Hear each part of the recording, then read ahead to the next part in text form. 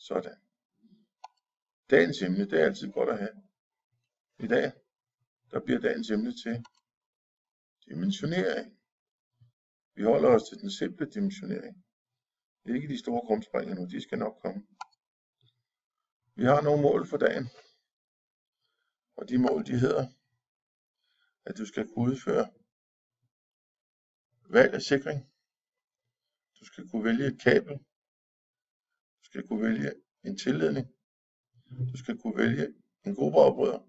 Alt sammen til en opgave, du bliver stillet. Og så skal du kunne beregne spændingsfald på opgaven. Til hjælp med alt det her spændingsfald, der skal du ind i dimensioneringshåndbogen på side 12. Der er der en opskrift på, hvordan man dimensionerer sådan en opgave.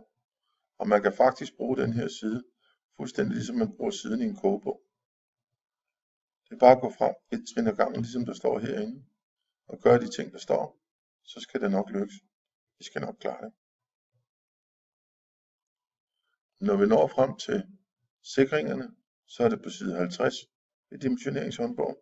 Der er der sådan en fin skema her, hvor I kan se sikringerne i, og hvor vi kan gå ind og se, hvor mange ampere vi skal bruge i sikring. Når vi har fundet ud af, hvor mange ampere vi skal bruge, så går vi ind og ser, hvad for nogle typer der findes i de ampere. Eksempelvis her kan vi se, at der er en i den type, en i den type og en i den type. Det er forskellige typer, der må man gå ind og kigge hos leverandøren og se, hvad er det for nogle typer, hvad er det, jeg kan få. Så kan man altid se ud fra, hvad har man lyst til, at det skal se ud som om i den opgave, man laver. Det her har vi bare taget med for at vise, hvordan det ser ud på et stykke papir, når man laver sine beregninger. I kan se her, der er sat nummer på først, så finder vi belastningsstrømmen. Når vi har fundet belastningsstrømmen, så går vi ned og finder ud af, hvorfor en sikring skal vi bruge i forhold til den belastningsstrøm. Når vi har fundet sikringen, så går vi over og finder ud af, hvorfor et kabel skal vi bruge til det her strøm, der nu kan komme igennem den sikring. Kablet skal jo kunne tåle den strøm, der kommer gennem sikringen. Og den strøm, der kommer gennem sikringen, den skal jo kunne strække sig til at være belastningsstrøm. Så det duer jo ikke, hvis ikke tallene passer sammen. Man kan gå videre og regne på tilledningen på strømmen igennem den. Læg mærke til, når vi har regnet strømmen ud i de to ledninger, så regner vi også lige spændingsfaldet ud i dem, for at være sikker på, at vi ikke har for stort spændingsfald. Der er nogle procentsatser, man skal overholde. Dem kender I godt. Det skulle I gøre på nuværende tidspunkt, så det vil jeg håbe for jer. Hernede kan I se, som det 5. punkt, finde gruppeafbryder. Finde ud af, hvorfor en gruppeafbryder kan rumme de her sikringer, der nu er tale om, sådan at den passer ind sammen med typen. Ikke man får valgt en forkert type gruppeafbryder. Og til sidst, opmærk foran på tavlen, hvor mange ampere der er, og hvorfor en ting gruppeafbryderen går til. Det var så alt det teoretiske bagved. Så kan vi jo prøve at kigge lidt på, hvordan det ser ud, når vi er ude i virkeligheden. Her, der har jeg en enhed stående med et varmelegeme i. Der er nok også nogle andre små ting, men det gider vi ikke snakke om denne gang. Vi har et varmelegeme stående her. Og hvad var det, vi skulle? Jo, vi skulle ramme de mål, I har for i dag.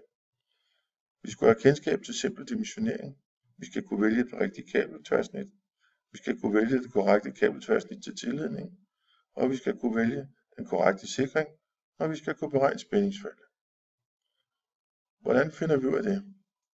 Ja, det første vil jo være at kigge op på varmelegeme og finde ud af, hvor stor er min belastningsstrøm. Hvordan finder jeg ud af det? Se på mærkepladen.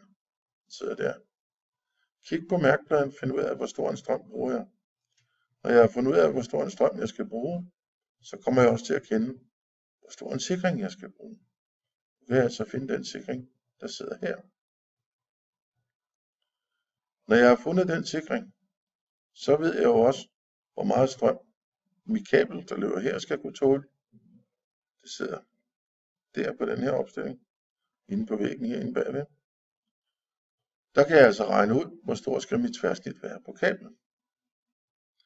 Når jeg har regnet tværsnit ud på kablet, så går vi ned på tilledningen, der hænger frit, kan I se. Hele vejen op, der kom så med et billede på. Den hænger her bagved hele vejen op ad væggen og hænger frit. Så regner vi på tværsnitsarealet på tilledningen. for at se, om det kan tåle strømmen. I skal huske, tilledningen kan godt være tyndere, fordi den har nogle bedre varmeafledningsforhold. Og når vi har regnet på de to kabler, skal vi lige huske, at vi skal også regne på spændingsfaldet. Hvor meget spænding taber vi herudefra og herud til. Det skal være i orden. Det er de maks 4%, der er det hemmelige tal. Vi kan prøve at kigge her igen. Så har vi efterhånden været inde og finde det korrekte kabeltværsnit. Vi har fundet både for tilledning og for kabel. Vi har fundet sikringen. Nu skal vi lige have fundet ud af, at vi skal jo også have en gruppeafbryder siddende hernede. Så den gruppeafbryder, der sidder her, der skal den sikring, der sidder her, den skal jo passe ind i det. Og når det er gjort, så vil vi være godt på vej. Så er vi faktisk færdige med dimensioneringen. Så er det bare at gå på opgaven i bogen. Held og lykke.